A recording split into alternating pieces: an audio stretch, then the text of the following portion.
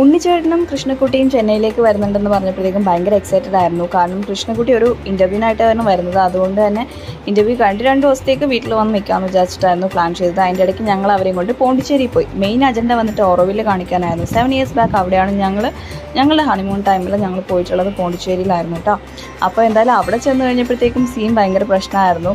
വെളിയിൽ ചെന്ന് ഇറങ്ങിയ ഉടനെ തന്നെ ഉണ്ണിച്ചേട്ടൻ ചോദിച്ചത് ഹീറ്റ് വേവ് ആണെന്ന് തോന്നുന്നു. അപ്പോഴാണ് ഞങ്ങൾ ശരിക്കും ഞെട്ടിയത്. അത് ശരിക്കും ചെന്നൈയിലൊരു നോർമൽ ഒരു ടെമ്പറേച്ചർ ആയിരുന്നു.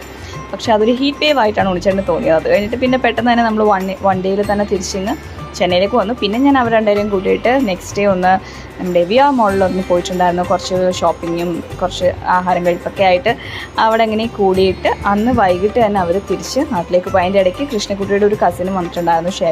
ചേട്ടനെ മീറ്റ് ചെയ്തു. അത് കഴിഞ്ഞ് അന്ന് വൈകിട്ട് 7:45 വണ്ടിയിൽ അവർ തിരിച്ച് നാട്ടിലേക്ക് പോയി. ശരിക്കും പറഞ്ഞാൽ ഉണ്ണിച്ചേട്ടൻ ഓടി രക്ഷപ്പെടുക എന്നാണ് പറഞ്ഞത്.